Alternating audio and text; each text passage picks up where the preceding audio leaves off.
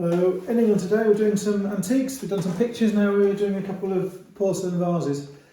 Porcelain, now that means porcelain all the way through. Porcelain is a glass-like pottery, sometimes it lets light through, sometimes it doesn't, but porcelain is not white glazed pottery, and that's the distinction you need to make. Porcelain is usually harder, more expensive.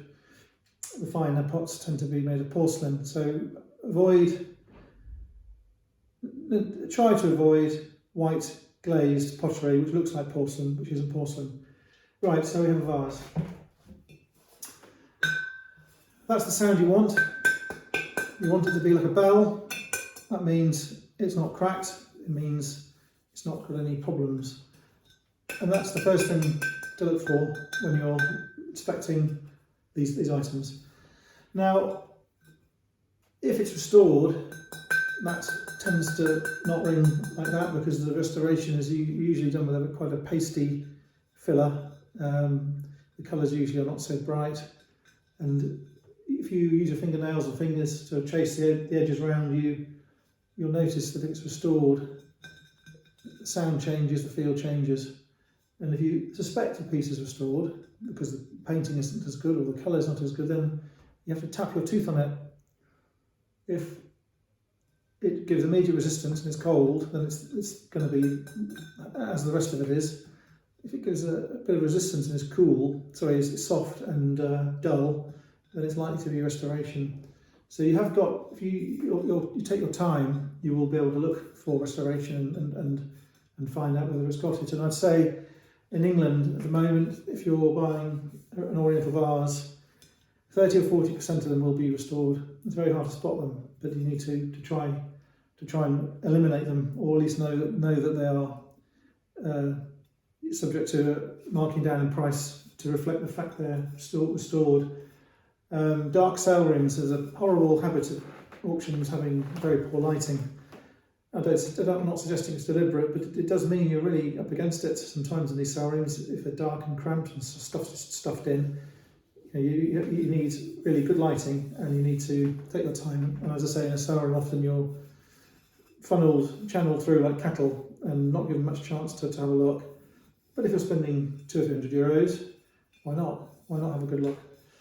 The bottom has no signature, no characters, no seals. It has a very sort of clean, boring looking bottom. The glaze doesn't run across the bottom, it's granular and unglazed. That to me looks later than many of them, but this is not a recent reproduction. I would say this is 1920. It's got some potter marks on it. You haven't got seam marks, it's not a modern factory made one. This was made by a potter using his hands. And you have painted decoration. This is not transfer decoration.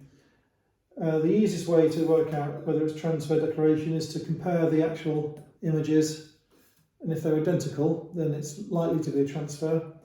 If there are details in how it's painted, how it's arranged, even very small details, then it's going to be hand painted. This has got two birds on it. I don't know what birds they are. I think they're probably a pheasant. Don't think they're eagles.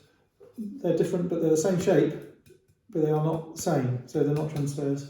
And you haven't got that appearance of transfers. The whole thing, including the borders, is hand painted. Sometimes you'll see transfer borders, painted effort to give it credence, but you have this combination of transfer, even transfer outlines, and they'll paint the filler in, so it looks hand painted, but the outlines will be transferred. So you have lots of ways. They have lots of ways of getting these through the factory. One of the features of this particular pot, which I like very much, is the top, the shaped top. And these are obviously very brittle, easy to break. This one's not broken at all. And they painted the top of it, which is rather nice. It's evenly sagged. It's not sort of flopping all over the place. It's done very well, done with some skill. So you have a feature here. You have a raised band. This is not all flat. There's a lump here to give it more definition. Same here, you have a bit of detail on the pottery. So I think it's a lovely thing, and it's a lot small. If you're buying Chinese pottery and you're finding you're only able to buy small items, you're really still dealing in bric-a-brac and export wares, tourist wares, domestic wares. You need to try and get beyond that, and unfortunately it costs more, but you need to get into larger lumps. And if you'll notice, people often have a sugar basin or a milk jug or a cup and saucer, but those have been taken from tea services, which were huge, came over by the million, probably not an exaggeration, by the million sauces to sandwich plates, meat dishes, creamers, teapots, and they're not particularly desirable. I mean, they're nice things and they're useful, but they're sort of geisha ware and stuff like that. There's so much of it, and they're made really very sort of in a basic way. Try and get away from bric-a-brac. Try and get away from domestic wares. Get to these statuesque, large, beautiful items. Have less good things than masses of small, junky things. And as I say, you've got to use the word bric-a-brac. You know, are you buying bric-a-brac? Are you buying a good collectible? Are you buying something which has mileage in it? So I think this thing here has a lot of mileage in it.